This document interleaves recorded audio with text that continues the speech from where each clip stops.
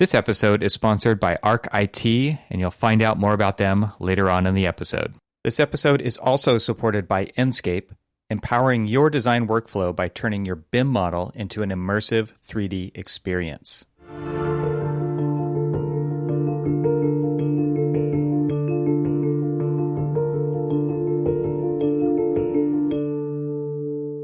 Welcome to the Troxel Podcast. I'm Evan Troxel.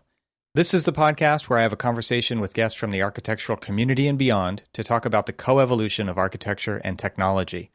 And today I'm talking with Shane Berger, who is the Principal and Director of Technical Innovation at Woods Boagot. Shane is an internationally recognized leader in the advanced use of technology in design and experience for the built environment. At Woods Boagot, he directs a vision centered on technical innovation and leads a global team dedicated to researching, developing, and applying new models of design and delivery to projects. He's lectured widely on a range of topics including design computation, BIM, digital fabrication, building performance, VR, AR, smart buildings, and digital culture and experience.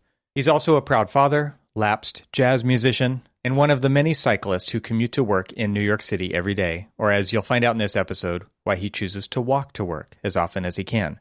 Additionally, we talk about the users of technology in an international architecture firm and what they need, how cross-pollination happens at Woods Boagot, how Shane is a huge fan of note-taking, and so much more.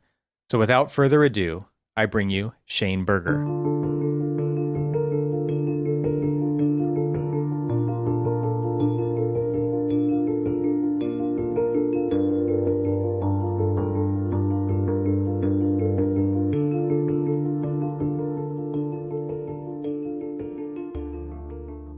You were saying that you do work for a large company, and like what you're talking about is obviously use it or lose it kind of PTO at the end of the year.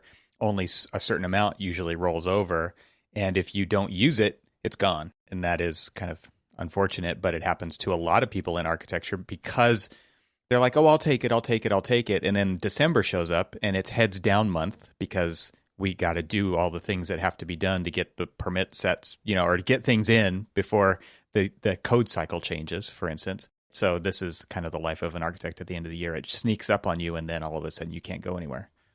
Yeah, and unfortunately for me, prior to working for Woods Boagot, I was at Grimshaw Architects, and we were doing some amazing competition work, but we had a competition that was overseas. And they don't have the same holidays we do. They don't have the same holidays.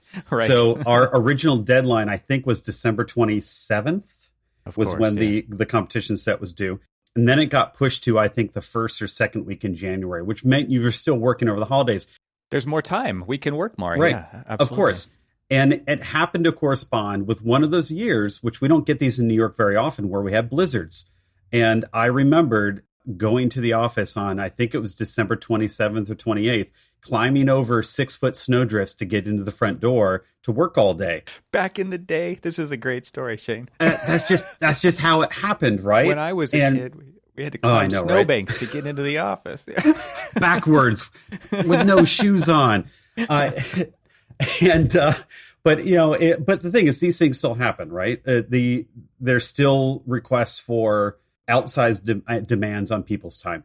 And I think what I've been really appreciating more, and this is something that's come up in our own business a lot over the last number of months, and we even we have this yearly festival called the Forward Festival. In previous years, we've had a lot of guest speakers. This year, we had Patrice Gordon, and she spoke a lot about concept of reverse mentoring and how we can really communicate and learn from each other as a culture, as a community in the company. So the entire focus of the week was on, in a way, building better community through the practice and building better understanding of our peers. What are the things that we need to do to operationally and kind of fundamentally change our business? There's some amazing conversations that were held during the week.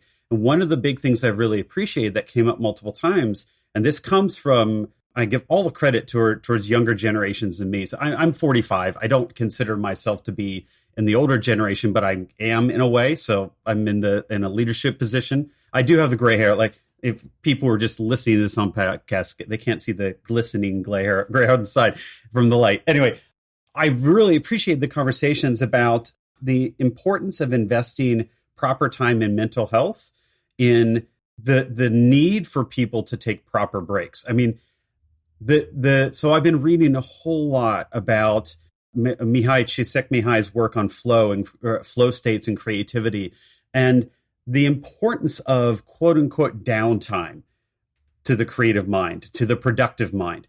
And it's not wasted time. It's probably the single most important thing you can do for yourself from a creative capacity and a productive capacity, is to take that time off with no intention. Just let stuff happen through your brain. Let those connections, fire up. And it's been amazing to hear these conversations through our Forward Festival from our staff and for our leadership in the company to listen and to engage and to really start working with people about what is a healthy work environment for an architecture firm. Because I started, like all of us did, in going through architecture school, pulling all-nighters, doing all the crazy things that people did, sleeping on the floor or a sleeping bag underneath my desk to get stuff done. And then that sort of attitude continued into practice for such a long time. And all this work that we do in technology to automate and speed up the efficiencies didn't get returned to us in time off to invest in our mental health, our brains, right? The promise of computing, it just meant actually work more, right? Right. And so this is where I think a lot of my reading and thinking over this last year has been about thinking of returning to some of the original ideas around computers as a tool for thought. And that sort of concept that goes back to the 60s and such, with some of the early thinking about what the role of computers are supposed to be. But then you start looking at it into the kind of modern ideas around things like second brain, where people use either AIs or kind of smart graph network-based note-taking systems. I use one called Roam. It's where I do all my thinking and note-taking and idea generation, and start using those as a way to extend our creativity, extend our ideas in our brain, not just to automate things, but to actually take advantage of what they're good for to augment how we think through and how we work through our ideas. And I've been really thinking a lot more about the importance of that as a priority over mere automation. Automation can be beneficial if you're doing commodity-driven tasks, repetitive things that you shouldn't have to spend your time on. But if you then just go and replace those with more repetitive tasks that are of lower value, what are you doing? I'm much more interested in the fruitful avenues that come through augmented design as this kind of second brain approach, and how people can take advantage of that to really extend themselves creatively. I think you're a fan of Gordon Brander's work.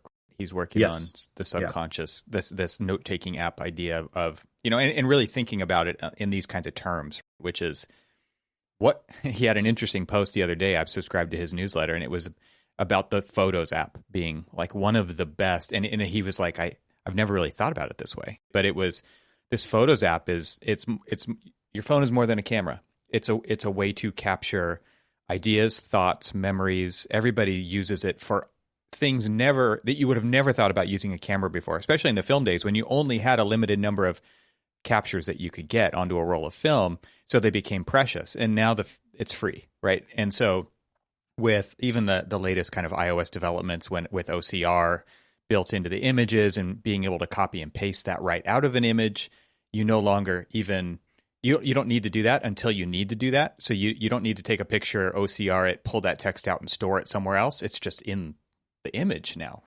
I think that kind of what I like about his writing is that he's staying current on technology and applying it to things we've always done in, quote, the way we've always done it, and helping us rethink our relationship with this second brain kind of idea, and thinking about it from different perspectives to kind of, and I like reading his newsletter and then doing exactly what you just said, which was letting my subconscious work on that later. And then connections are made when you least expect them. And I appreciate that about it. And I think that's why I like reading his newsletter, because it always makes me think about things a little bit differently, especially when he's just trying to reinvent a note app or create a notes app that works in the way he's kind of thinking. It's the space at which people are exploring right now. So like Gordon and others in that sort of field right now, the ideas that are coming out, and this is stuff, again, that's existed for 40, 50, 60 years. And I feel like we're finally getting to a point where there's the technology able to provide these opportunities. I'm really enjoying reading this sort of stuff and then trying to start thinking about how does that in a parallel way come over to design environments. What are the things, what are the existing tools out there? What are the models or the kind of paradigms that we have within design practices or within, design technology that point that direction? And I'm having trouble finding a lot. I mean, the basis of how people work with a lot of the computation-based tools is always nice. I mean, the concept of building a tool through a kind of a graph definition as a representative of both creation of design space, how it is you want to work, but also the constraints in the sort of constraints you want to apply in your own thinking, and the external constraints that come in. I find that quite fascinating. Often it's just a quick means to an end, but when you start really getting into how some people are thinking through the development of their kind of computational graphs, you do see it as a window into their thinking process. And I do think that there's a lot of healthy work going on there, but I don't see it as what I'm finding in some of these other tools. Like the photo app is a really good example, right? Of course, I have a photograph of my COVID vaccination in there. I have my daughter's COVID vaccination in there. So it becomes an identification tool, a verification tool, because I have an album with that information in. I absolutely have been using the OCR, take picture of something, come back later, extract the text out of it. So then it becomes a method of converting media from one format to another to pull information out of something. I'm probably not even using it near as much as I could in terms of like organizing by, topic, not even organizing because it's doing a lot of it for me, organizing by topics and threads and finding information through it. But what I'm really enjoying are the kind of quick tools that enable me to get something down really fast and have it connected into the flow of my rest of my thinking. So this is why the note-taking apps are really good places for that, is because I'll just pull out my phone, open up Roam, type a note. If I happen to think of a tag that it could reference something that I've already done work on, I'll either hashtag it or put brackets around it right there, move on, come back to it later.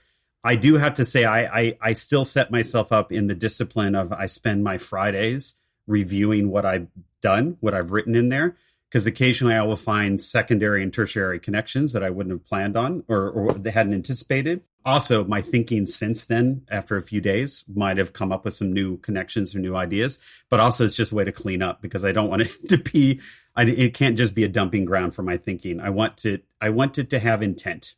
That's probably a key part. It reminds me of this old WordPress plugin. I've never spooled up a WordPress site myself, but I've seen it many times visiting blogs where at the end of an article, it'll be like related articles. And to me, that's what's so interesting about these things and like the use of AI, right? Which is it's finding correlations, in this case, between photographs. You could search for dog in your camera roll and it's going to show you every picture that it can identify with a dog in it. But that's like these relations that are a constantly updated database behind the scenes that I never have to see is really, really key because like you can go through at the end of the week and you can make connections that you didn't see at the time of capture. And the computer can be doing that too. And even show you things that you took notes on 5 years ago that might relate. Like that to me is pretty exciting because then it starts to really, your second brain is a timeline, right? Exactly. Like Gordon has this other article about writing notes to your future self. I think that was a fascinating article because it was thinking about writing notes now as a conversation with your future self is a fascinating idea. And that to me is where you actually can unlock the power of compute to start to draw some of those connections because it is so hard. Like I don't know if you saw this, but I'm taking notes in a paper notebook. And because I don't want you to hear my keyboard clacking away as we're having this conversation. And I can't go, it's so hard to go back through that and pull those pieces out later. And that's to me the biggest downside of it.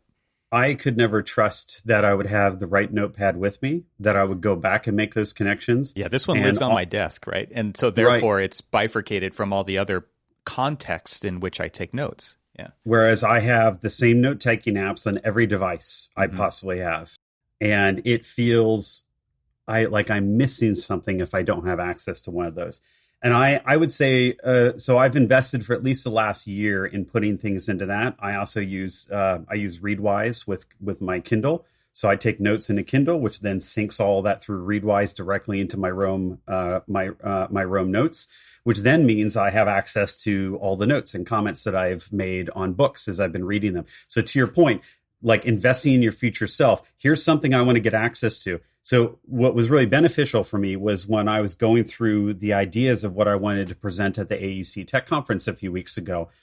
It was easy. I started typing topics and putting hashtags and brackets around things, just list out, these are the things I'm interested in talking about. And boom, all of my backlinks of everything that I've referenced on those topics became available to me, including quotations and ideas. And I started to assemble because it was things I had thought about and worked with. But while I did that, I invested more energy in doing more thinking about some of these and kept looking, which then pushed right back in. So the act of generating a presentation also reinvested new ideas into it. And what I start to wonder then, and I haven't really gone too far in my thinking about this, is if I start to look at this from a design perspective, how we progress architectural projects, we use so much content, first of all, to put together our Revit models, right? And that content, there's all sorts of things, not just the actual raw Revit content itself, but sometimes we'll reference other projects, we'll look at other projects. So if there are opportunities, for example, for it to identify some similarities between what you're doing and some past work, that sort of stuff is easy to do. You could look at, it would identify that you're putting together a convention center, and a convention center has certain programmatic relationships between different parts. So if it builds a graph network of adjacencies and program types and reference projects to look up, what you're doing is, hopefully, if those original projects were structured nicely in the model, you're investing in your future self. You've now been able to go back to that entire history of what you've done and reference that information. There's no reason why that sort of system could not be built. Now, it would be ideal if it was able to not just look at your own practice, but to actually look at the repository of architecture as a more general field would be great. We don't have that sort of repository, and that gets into the whole category of all of us architects reinventing the same wheels and fighting over the same things again without sharing knowledge with each other because we think it's our own proprietary IP.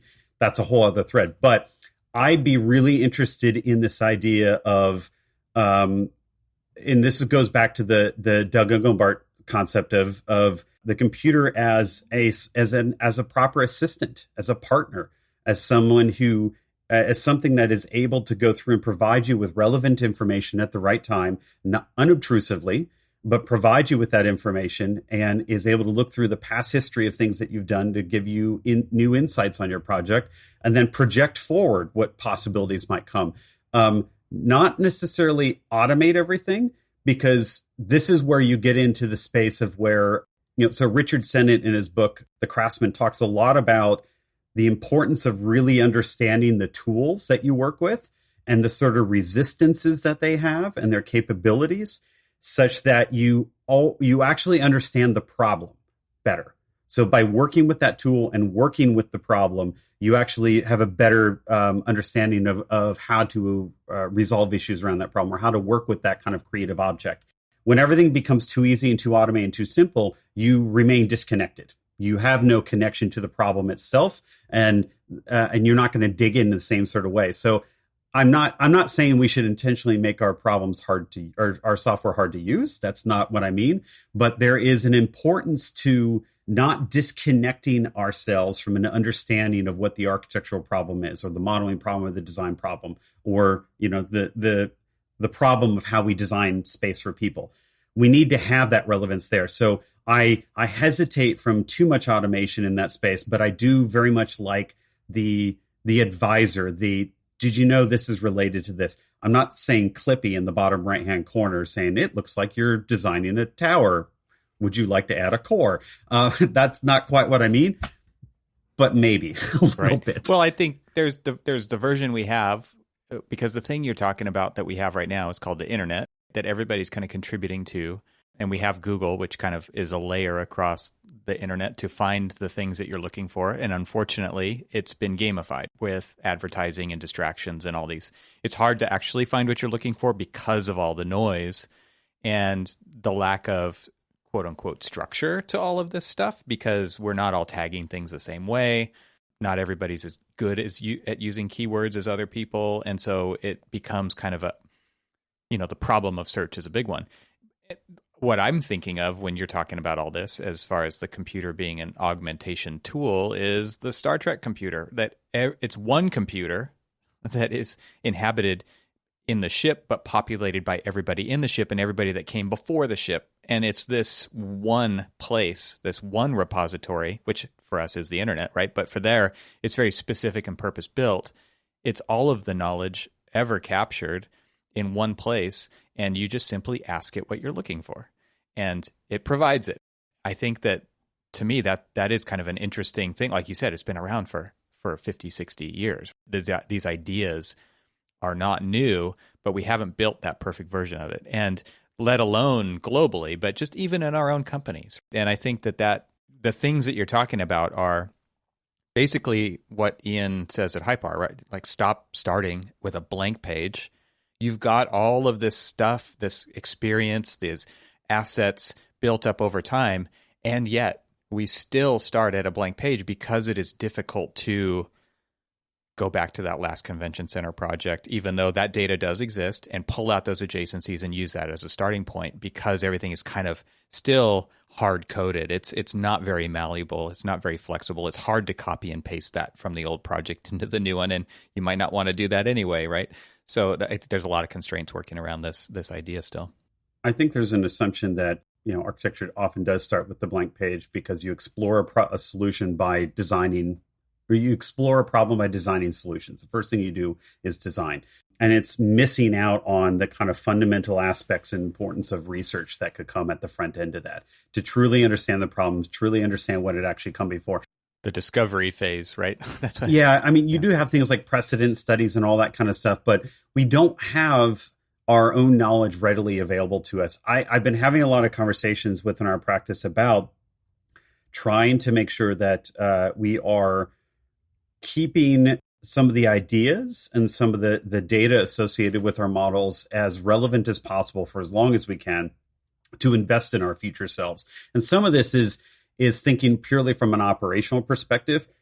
How well did this project, complete its drawing sets? How well did it operate in terms of its fees and its staffing and what we produce, so that we could, start looking to opportunities to kind of use predictive analytics to start looking at how much do we, bid for on this project? What are we putting in for our fees? How do we think we want to resource this project? So we can look at relevant past studies from an operational perspective. And this is one space where I think it's really been interesting to see people involved in design technology starting to look into the broader applications to the operations of an entire firm. In fact, maybe that's a little bit of where I think there's been dissatisfaction from people in our field with the traditional architecture practice, because we see there's tremendous opportunities to remake the operations of an architecture practice, and perhaps we're hitting barriers, right? Because it can be the traditional structures of an architectural business can be quite conservative that way. However, what I'm saying with this is that it's been interesting to see what people are able to take from this past projects, and we're wanting to use that data to not just inform from an operational perspective, to look at our past performance to predict future performance, but also to think about how it can provide more information on our projects. So at a basic level, I'm going to use this particular kind of material in my project. What's every project that we've had in the company that has used this material? That is super easy to do, but it could be very informative. In fact, it might even connect me with people who drew the details, and I can ask some questions about, well, why did you do it this way? What's important about that? It might talk about past performance. We know, for example, that this particular material tended to fail after 5 to 10 years. Or it might point out more, lower carbon alternatives. Sure, you might want to use this, but we've been typically replacing it with this. That's just materials. We can go point by point through every aspect of the architectural design problem space and think about what those opportunities are to learn from our past projects. And we're really working on what it is we need to do and the ideas behind that to leverage that information. But in the end, we, no matter how much of that data we gather, we actually still have to change some of the initial thinking and the ways at which our projects are established and kick off and that's a cultural issue. That's not a technology issue. Yeah, I mean, some of the biggest battles that have been fought in this arena are regarding the quality of that data that's captured, right? Time cards, timesheets is a perfect example. This industry likes to hide its hours because less hours equals more profit. And that is like a gamified version of this system. Yeah, I really worked 80 hours this week, but I'm only putting down 40 because that's what I got paid for anyway. But then that is garbage data in, and therefore it is difficult to predict a future performance based on fiction. And so you have to kind of have these operations level conversations and buy-in from everybody to say, like, no, we actually want to see how we're doing so that we can do it better the next time, and not just gamify today. We have to be looking down the long road. We have to be playing this as a long game if we want to be around the long game, because if we're just racing to the bottom with this and trying to do less and less and less, there's actually no clear path forward to a better tomorrow with that kind of a model. It'll always keep going to what's cheaper, what's faster. When this whole conversation comes up about, do you record 100% of the hours? The point you just made, you can't actually understand whether a project has performed well or not unless you're accounting for all the quote unquote assets that go into the creation of that project. The number of staff and the hours that they've spent on it and the product that they actually created. As soon as you remove one of those variables, it's garbage information. There's no way you can understand whether a project's performing. And people are happy with that. I want to pause right there because there are people who are happy with that because their incentive is based on that, right? So you have to redesign the incentive system as well in this overall operations arena. What it does though is it suggests that then in a way the thing that's of low value is the people at that point, the people who are doing the work. If you were basically saying that your hours are unimportant so I can show good numbers, then you're not valuing the people that are in your project. And arguably you're suggesting they are interchangeable bodies and seats in front of a computer. And that's just not, it is, not that we're running into that issue right now, but it is one of the continual conversations that come up. It came up at our Forward Festival over the last few weeks. A lot of the conversations about investing in the people. We should be spending. Sorry, I'll stop for a second. There are also that same group of people that also don't want to invest time in training. They don't want to build up communities. They don't want to build up new processes and to learn from past projects because it's just as easy. It'd be better to burn people out than is to burn money on them, on paying out proper salaries for that. So I guess that's a problem of a lot of our profession is it's not really caring enough about its people. And it's something that's absolutely having to change. And if one really good thing that's come out of, I would say, the pandemic is a strong recognition of the importance of work-life balance and investment in mental health and in the people, and that we need to be focusing a lot more on that. And it needs to be arguably the biggest priority. This has been, we had a question that came up in a survey that went out and a whole debate around this at the Ford Festival. And there's a question, which is the most important thing? The projects, the clients, or our staff? Mm-hmm.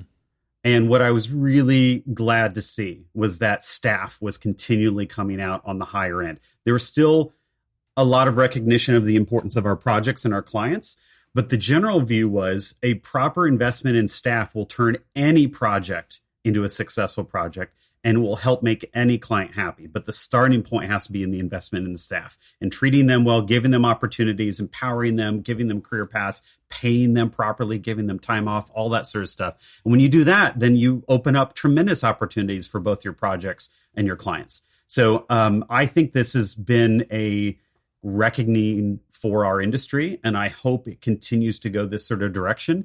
Is a recognition of what is actually possible when we're really treating staff as if they are the most important thing, rather than just keeping the fees high and the numbers low in terms of the hours that we actually bill for. Yeah, did you see the Monograph study they published? Monograph, the website monograph.com. They published or did a study of, I think it was 250-ish individuals in the architectural industry, and findings were 97% people were suffering from burnout. And so while the pandemic, I think to your point, has shown the need for balance, it isn't necessarily enabling that unless people are, I don't know, they have the agency to do so. So if 97% of people are, and specifically because of overwork, that was the actual indicator that they were. I wonder if they're reporting those hours, by the way. Speaking of our conversation here, but I mean, it is a very real problem. And what's interesting to me is that treatment is happening in the face of companies saying people are our most important asset, and also, the end of the year is coming. We've got deadlines. You can't take time off. You can't use the PTO that we're going to take away at the end of the year because we can't afford to pay everybody out if they were to quit. And there's all these firms that are trying to hire people. Like, it is an employee's kind of position right now of power to move around. So the idea of retention in a global firm like yourselves, is this by doing things like the Forward Festival, by providing training, by thinking about the problem in the way that you're thinking about it, with how do we use these tools to our personal and people benefit, I should say, is probably a better way to say it. Like, is that kind of the ballpark that you guys are operating in at Woods Bagot and use in the technology department? Well, we're trying. We make mistakes like everybody else, but we're definitely trying. I think one of the key things that came out of the Forward Festival was that we can't just talk about this. We actually have to deliver on it. So, literally starting the next day, our CEO emailed the whole company, listed out like top 5 priorities. This is what we're doing over the next few months. And you will see this actually happen. And you need to hold me accountable, is basically what he was saying. And this came from all the leadership of the company. We need to hold each other accountable and to really push for a lot more transparency in the business. I would say that my primary focus from a technology perspective has been, again, I'm not saying automation is necessarily a bad thing, because we want to remove the things that people don't like to keep doing, that they're doing over and over again. The simplest one in the world, print automation. Someone's sitting down and managing a print for 4.5 hours for a big set. That's a ridiculous amount of waste of time. And they're probably not printing paper. Right. Yes. It's PDFs. Just creation of PDFs, but there's Right. just so many additional manual steps that they're having to go through for these sort of things. I'd rather that they just show up to work on a Monday morning and they've got them sitting in a folder and nobody's had to do anything, and it happens every Monday. So there's definitely some benefits on that. But the biggest part has been user experience. What good experience can we give you to both remove some of the drudgery of your work, but also give you some new insights and opportunities for ideas to fire in your head, some value to the work that you do. So it needs to be a joyful experience. We need to give you everything that, we need to focus primarily on what is your end user experience. And by doing that down the line, as a business, we benefit from the efficiencies and the new ideas and things that pop up from that, right? No one's saying that there isn't going to be more profits and more value that's provided from the things that we're producing there. But really, the focus is on making sure that the staff themselves are actually enjoying the tools that they use, and they have a positive experience, and they're easy to get into. They can find the help that they need to. We're currently redoing our entire wiki focused upon what is the quickest and simplest and easiest way for people to answer the questions. We're trying to bring some of our systems and the standards and tools and not just embed them, but kind of bring them in a little bit on the side of the work that people are doing, to advise them, to not make it a separate process where they have to go through and do this kind of drawing set checklist. It's a separate, but instead let's infuse it with the existing workflows. Let's make the user experience, again, as seamless and as synthesized as possible. I think that it's something that I think traditionally design technology teams have not necessarily been as good at. The kind of business bottom line aspects around efficiency and automation have usually overtaken it, without an understanding of user experience as being a dimension of that. And I think that's where we've been really focusing a lot of our efforts. It's also been a big part of the culture that we've been pushing into practice. So we just recently have relaunched our design computation community in the company. And we're trying to build a lot more of the ideas around computation into the language of the practice. And to not just build tools that we hand out to people, but to teach them how they were built and to teach them the ideas behind them and to teach them to go even further, how to hack this, how to extend it, how to do more with it. This is where I kind of go back and think about, I think it's Polanyi's paradox, which was, you know more than you can tell. So it's very difficult for us to embody kind of tacit knowledge into tools, to build these mega tools that answer everything for people. It's incredibly difficult to do that. And the moment you try to do it, you're going to have 10 designers on the side go, well, that's not how I work or think, and then gone, right? That's not the kind of computer as an assistant sort of a thing. That's not the second brain. That's none of that stuff. So what we've been really focusing on is that, yes, there are some repetitive tasks that everybody does in a very similar way. Sure, that's the case. But really, we're going to get a lot more value out of teaching and empowering people to approach things in a computational thinking manner, to try to learn how to build their own tools, their own little widgets and things to solve problems. They don't have to be perfect pieces of software. They can just solve a problem, right?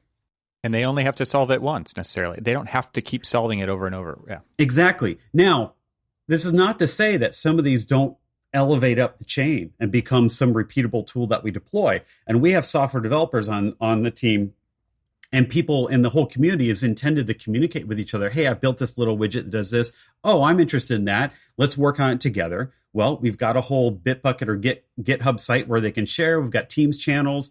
They're going to collaborate. They're going to present it. And then at some point, someone like Andrea from my team might look at it and go, actually, there's a little bit of code I can inject into that will make it go twice as fast. And let's just change some of these terms a little bit over here so it's more generalized. And then it gets deployed as a plugin through the rest of the practice. So there are absolutely those opportunities to elevate things up, but it doesn't have to be the path for everything. I would like to teach people how to build their own systems, their own tools, stuff that I've been doing since the early to mid 2000s, in the early days of computation. That was really empowering for me in my thinking, in my career, and in my opportunities of what I could do on projects. And it basically always put me in a position of thinking there's always a way to solve it. There's always going to be a solution. I'm not limited by the software that's installed on my computer. I can always find a way around this. And you give them that empowerment, and it's amazing the sort of things you can get out of them. So we're really focusing a lot on building these clusters around different ideas within this computation group, getting people to share projects with no obligation that it's actually an architecture project. They could be, doing 3D printing. They could be doing any sort of projects on their own. It could be just generative art, and they're having fun on that. It's just to get the neurons firing in their brain, that creatively in an enjoyable capacity where they can learn and have fun and share ideas with each other. And then we get the secondary benefit of that new fired brain also happens to be working on our projects too. Let's take a short break from the conversation to talk about this episode's sponsor. Enscape is a leading real-time rendering and virtual reality tool for the global AEC market. It plugs directly into your modeling software, giving you an integrated design and visualization process. With Enscape, you can render in real time and walk stakeholders through your rendered model with incredible ease. Now buildings can be experienced long before they're built. And I have to add here that it's fun to use. Seriously, you cannot underestimate this. It's what makes this tool so amazing. This is something that most CAD and rendering programs can't claim. It democratizes your ability to create beautiful renderings at any time during the design process and use it as a tool to make valuable decisions during design. And as my friend Clifton Harness of TestFit says, it's one of the few well-established companies open to innovating in AEC. And you can see the outcome of this, where his company recently showed off how they were able to take advantage of the new Enscape SDK to incorporate the real-time renderer with TestFit. More than 200,000 unique monthly users from over 150 countries use Enscape to envision better designs. Don't be left out. To learn more or sign up for a free 14-day trial, visit enscape3d.com/TRXL today. That's enscape3d.com/TRXL. I had the pleasure of speaking with Boris and Alex over at ArcIT, and one of the threads of conversation that we had that I think we can all kind of relate to is that a lot of IT providers rely on you to be too much of an expert in this stuff, and they don't really understand the technology that makes your business work. And I think one thing that makes ArcIT a little bit different in that regard is that they understand the architecture and engineering space. And that's why I really felt like they're a great fit for this audience. So, as business owners and architects, how often do we think about our IT provider? Typically, only when things go wrong. And for many of us, unfortunately, this happens too often, especially with the latest emphasis on remote work. I know that I've had to deal with my fair share of IT fire drills, even this morning, trying to resolve a domain name issue. Not pleasant. ArcIT, however, is a very different kind of company. They specialize in serving architecture, design, and engineering firms, and their goal is to help you use technology as a competitive advantage. This means that they understand your technology stack, and they won't waste your time and money learning how your tools work within your process. Combine that with industry-leading response times, proactive remote hardware management, and solid disaster recovery and backup solutions. That's something that everybody should be thinking of, honestly. And enterprise-grade security management. And yet, above all, these are just table stakes for a solid IT company. ArcIT goes a step further. They become your strategic partner when it comes to planning, budgeting, and integrating new technology into your business processes. And that, again, this is something that I love about ArcIT is that they're being proactive. They're not waiting for the fires to come up. They're helping you plan for your future. So all of this sounds expensive, right?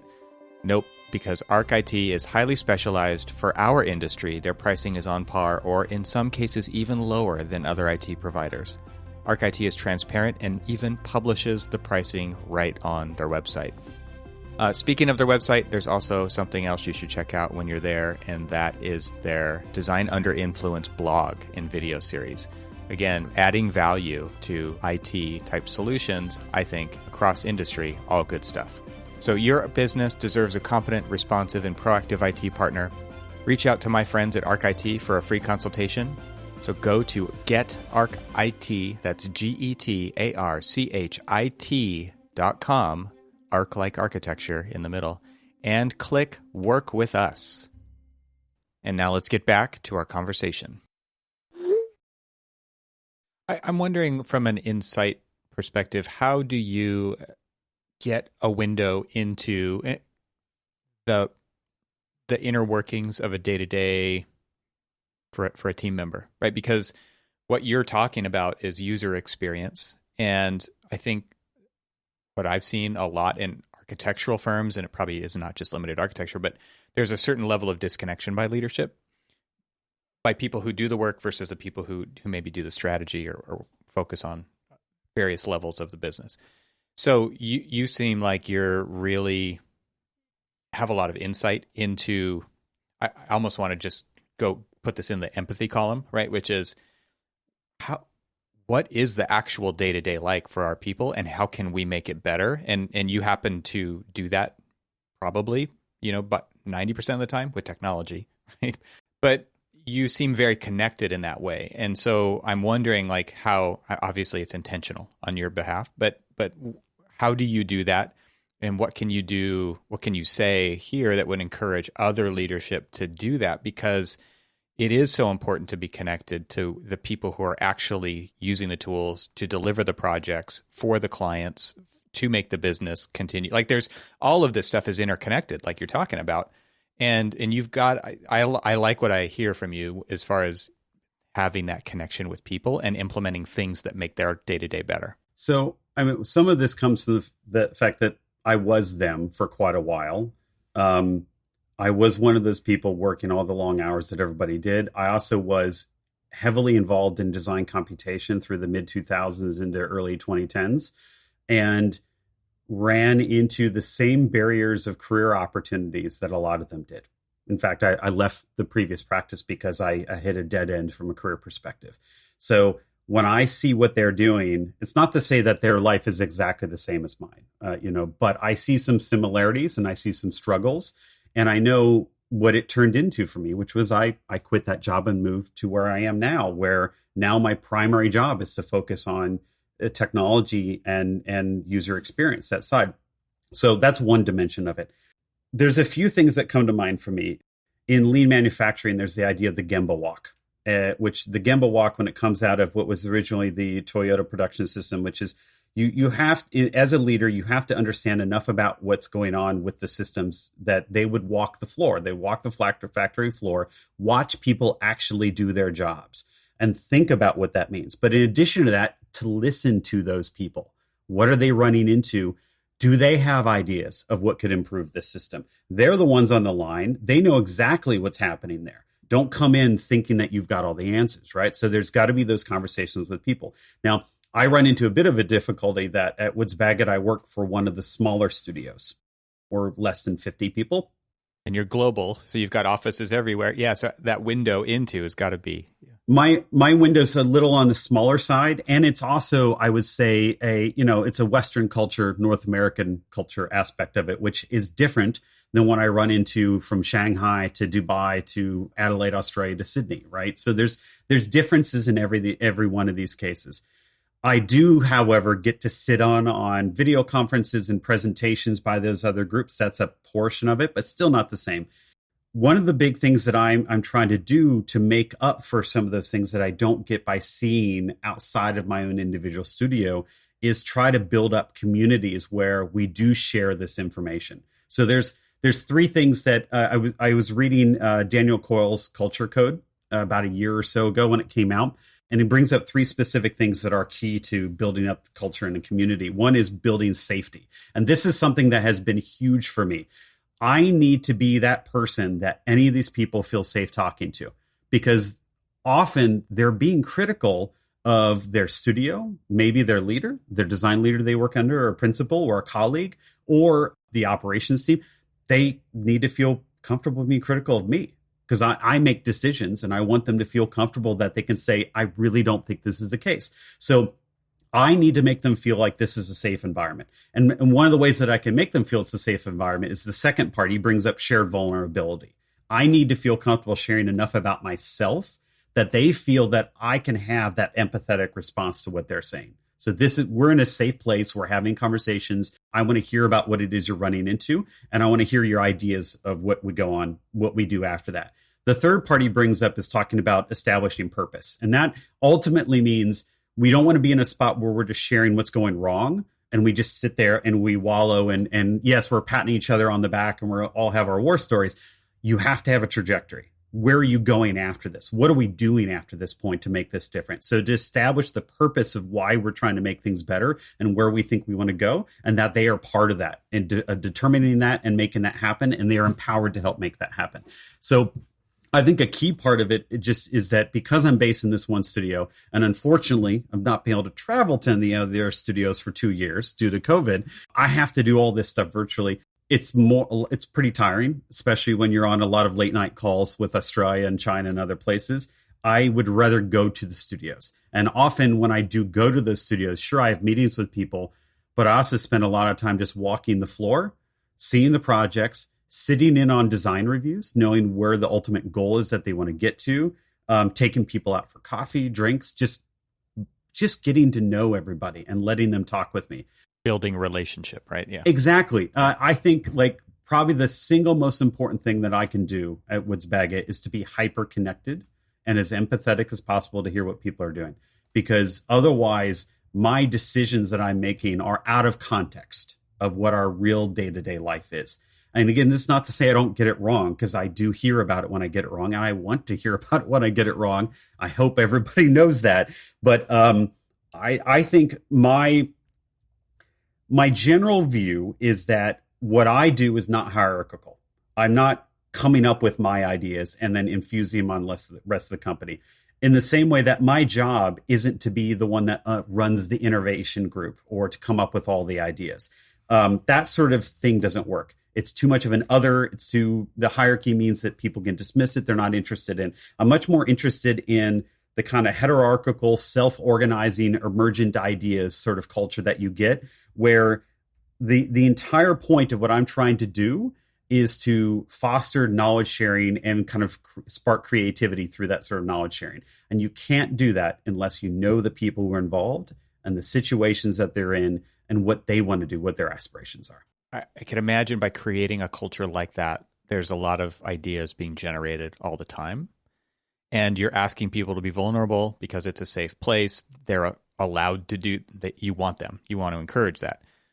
How do you say no to people in that way? Because I can imagine a lot of ideas come out that don't fit within the strategy of where you want to go. And so how do you do that?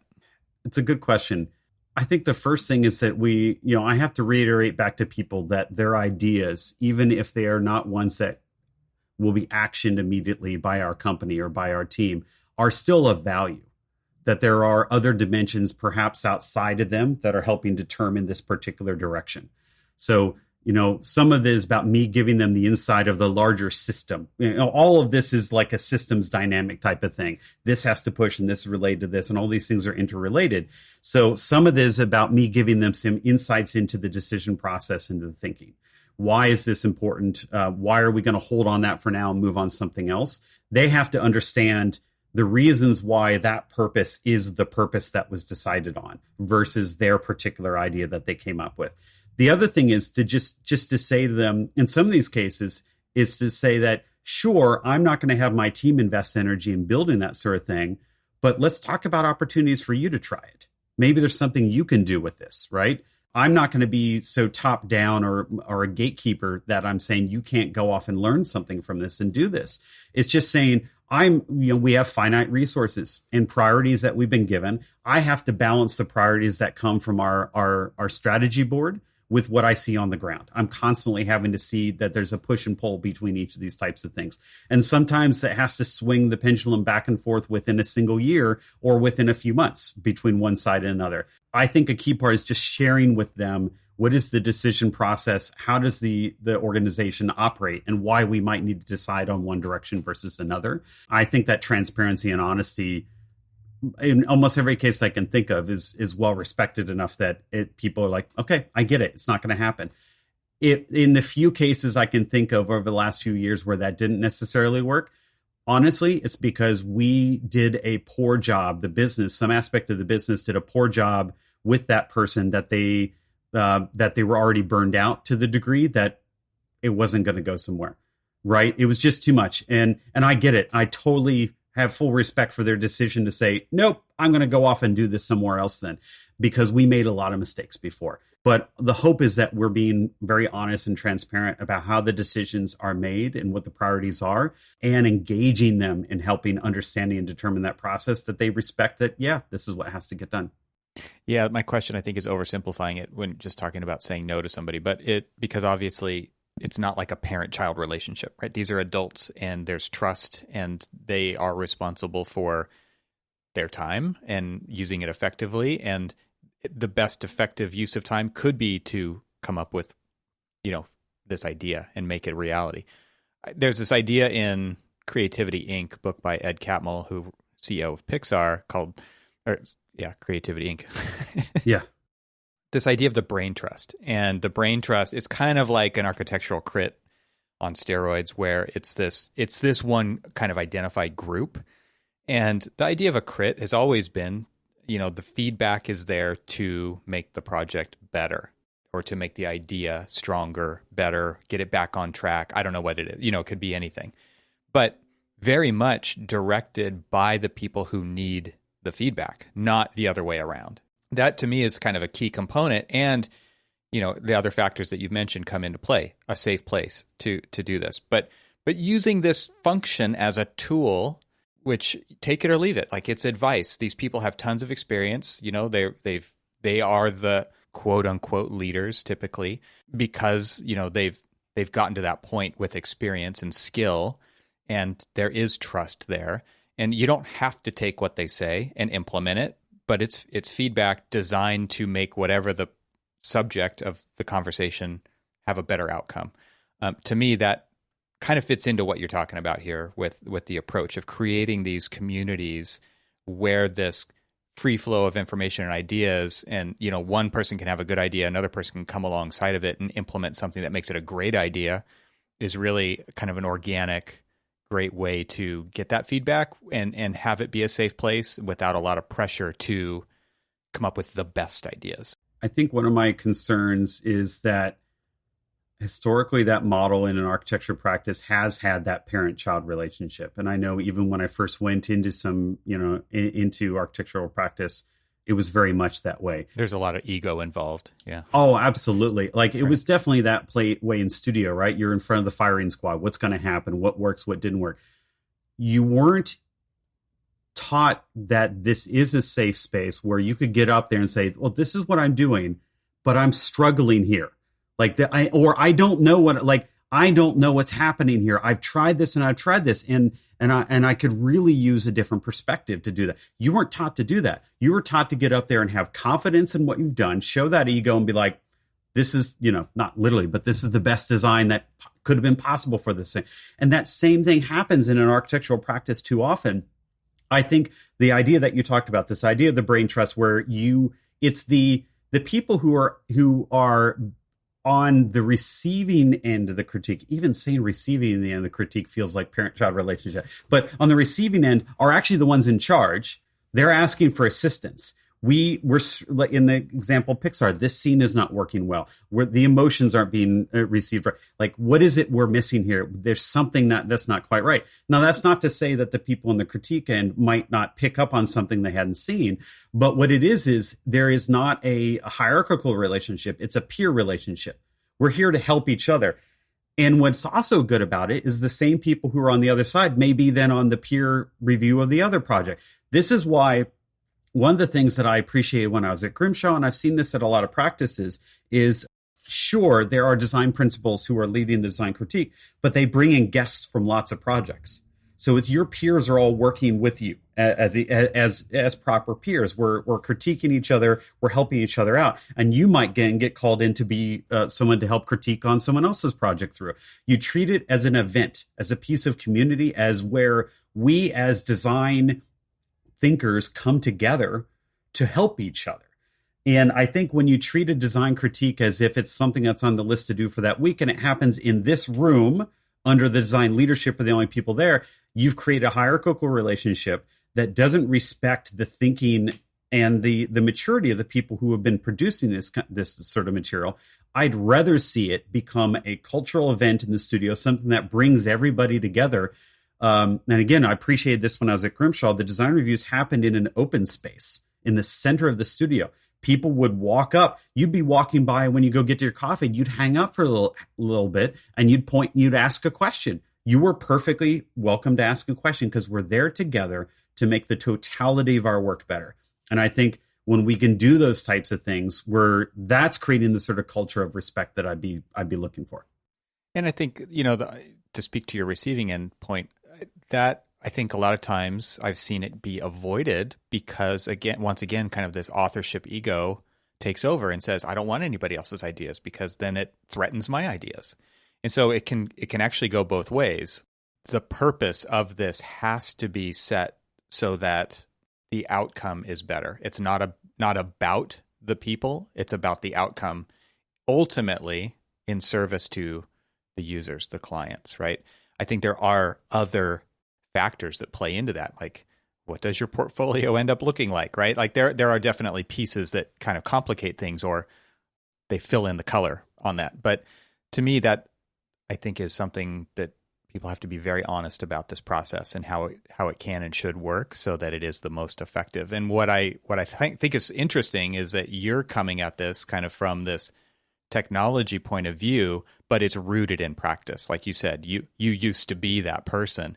And to me, that is the most effective way to infuse technology culture in an office because it is empathetic to the user, because you've done it before, and you can connect it to the goals of the company and its strategy and its operations. But all of these things are intertwined, and you can't just live in your own little silo and dictate from afar how things need to be done, because ultimately that does not invest back into the people. We, about 5 or 6 years ago, we were continually running into, actually even more than this, like 8 years ago now, we were discussing the issues that we have in sharing the design of projects across a company spread in 15 different studios. How do we know what everybody else is doing? And all we were finding was on our intranet, we were getting published final renders, never really an explanation of what it was about. No process. Yeah, there's no discussion about process, no discussion about things in process that are not just the final decision, but what were the 5 other iterations that were explored at that time, the abandoned ideas, the wealth of abandoned ideas that were out there that for some reason, perfectly logical reasons, they were abandoned. There's a reason why we didn't do them, but that could have been valuable to somebody else. Think of all the stuff that we're missing out on by not sharing that information. And then there was a discussion about, okay, well, then maybe we should set up these kind of cross studio presentations on a very regular basis. Every week there's a presentation from our studio. This is what's on the boards. This is what we're doing. But that started to fall apart because the amount of work that was necessary to produce a presentation, to organize it, and then people tended to filter a lot. They would pre-filter the things that would come out. So we started thinking about some of the benefits, the lack of friction associated with social media, and what do we get in that sort of environment. We started to think, okay, well, then we need to have our own in-house Facebook. And I was like, no, not really an in-house Facebook. I was much more interested in something that was that would break down barriers of geography, break down barriers of topics and ideas, where any idea could sit in multiple different camps at the same time. So a topic that somebody would want to post could not just sit in the home page for our sustainability team, and you'd have to choose whether I post to sustainability or to technology, but instead can be in both places and sit in its own project and in its own studio and on somebody's personal page at the same time. So we started thinking about how we could network ideas, because I kept talking about this idea that this concept that ideas want to be promiscuous. They want to connect with everything. They want everybody to have access to it. Like it's almost like evolutionary. It's genetic. It wants to connect up as much as possible. So let's let it happen. So we built a system called DI Portal, and DI stands for Design Intelligence.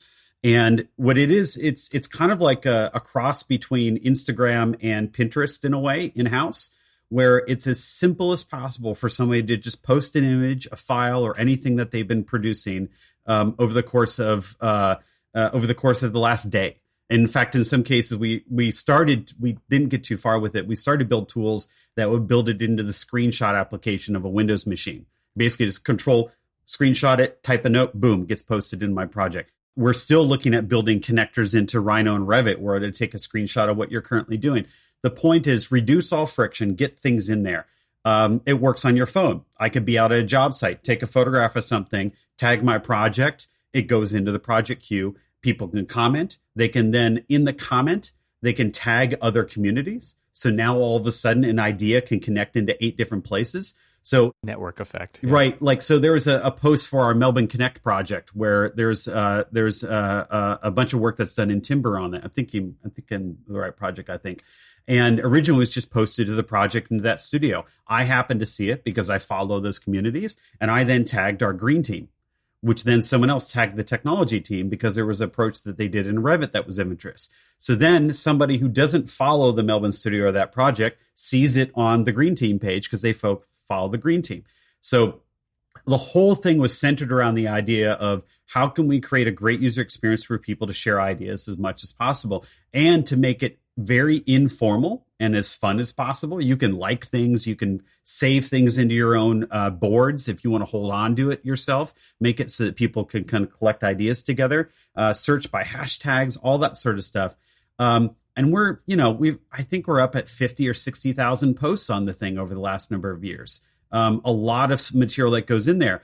We then built a few years ago, used Power BI to build a kind of a force network diagram. What were the major ideas that were popping up and bubbling? It was really interesting to see that. That's huge for a practice. Right. And also, like, one of the key things I really like is who are the most networked people? Who are the people who, when they posted, other people liked or commented, or they also commented and liked.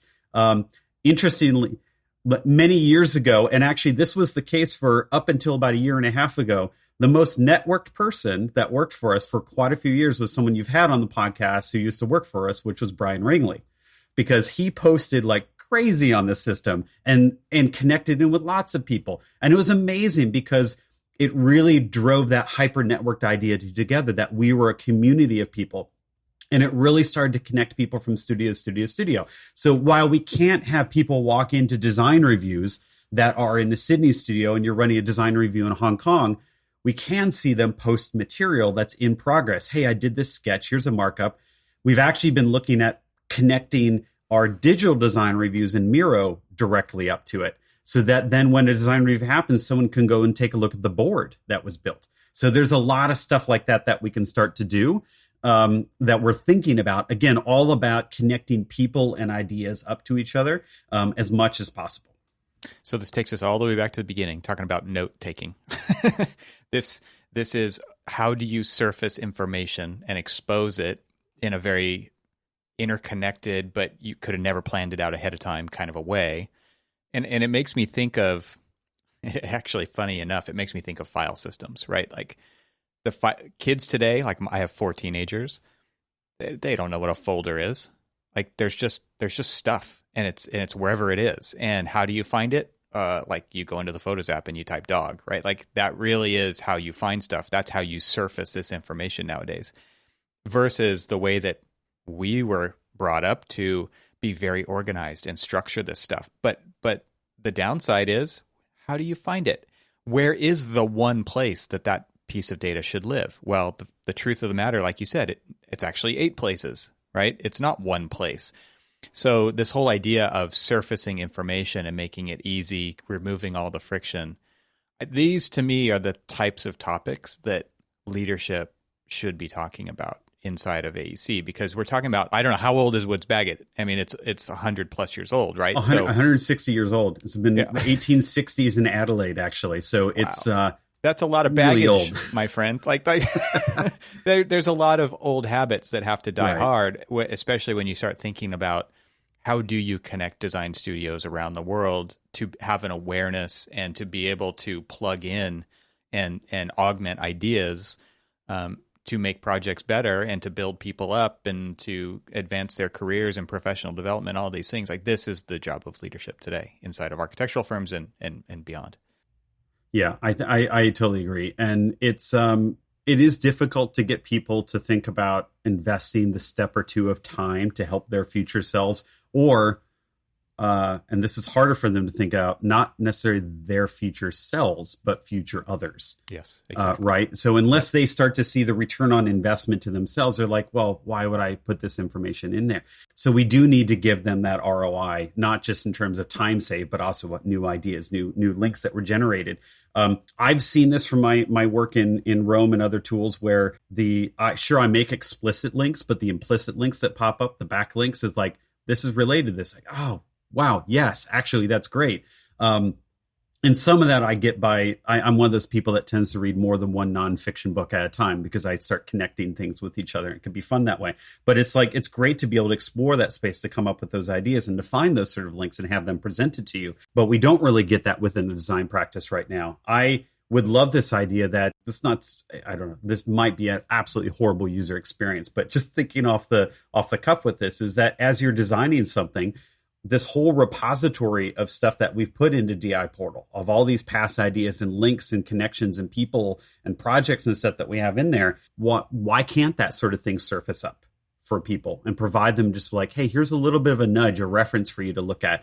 We, as a profession, are not always the best at constantly keeping that research muscle activated while we're working.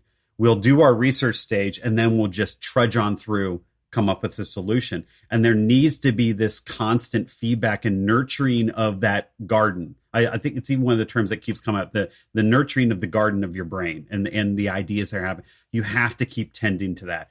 And it's an interesting problem for people specifically in technology and architecture, is what can we do to help nurture that garden? What are structures we can put in place? What are the tools that we can put in place to give people what they need to help make that sort of thing actually happen?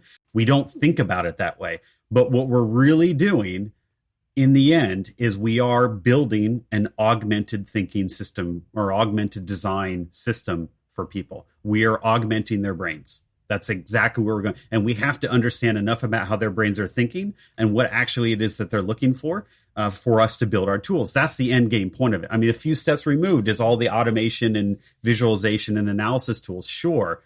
But in the end, we are augmenting their brain. And I think we have to think about it from that perspective.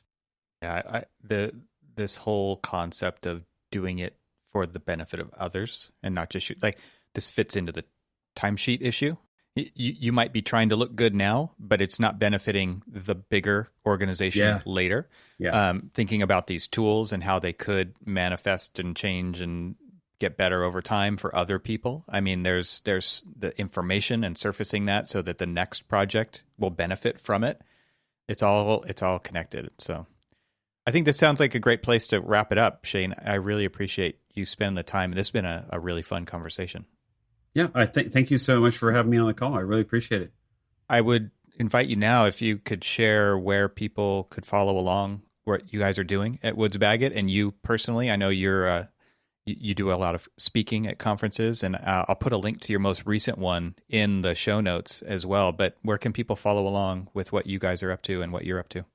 Yeah, I mean, I have to say, like, our website's actually quite good for this stuff. Your website's amazing. Yeah, I'm pretty impressed with what our team has been doing and the engagement that we have so many people in putting content together for it. So our website is quite good. Our Instagram accounts are probably the best. Instagram and LinkedIn are probably the best places to see the current work. I mean, stuff's on Twitter as well, but I find that for myself, from the communities that I engage with, the technology communities I engage with are all on Twitter. So if you want to talk to me about tech and things that I do on tech, it's on Twitter.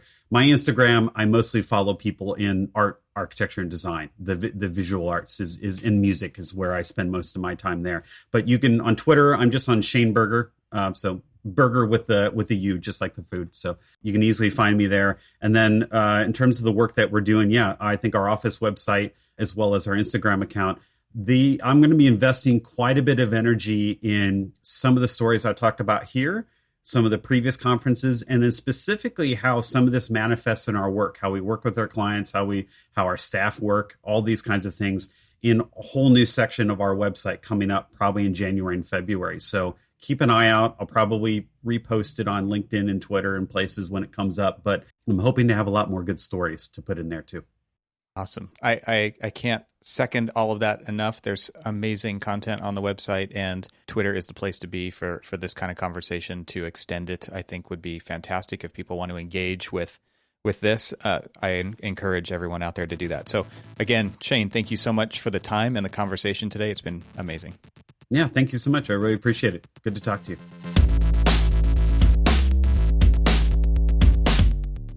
Thanks for listening to the Troxel Podcast, and once again, I would like to thank ARC IT for sponsoring this episode. Visit their website at getarchit, that's GETARCHIT.com. Thank you to Enscape for their support of this episode. Visit enscape3d.com/TRXL today for a free 14-day trial. This show is part of the Gable Media Podcast Network. You can see all the shows at gablemedia.com. That's GABLMEDIA.com. You can help support what I'm doing here by leaving a 5-star review on Apple Podcasts to help get the word out, and of course, share it with your friends. I'd love to hear from you, so leave a comment on the website at trxl.co/podcast, where you can find every episode. You can also follow me on Twitter and Instagram and YouTube. Just search for eTroxel. Talk to you soon.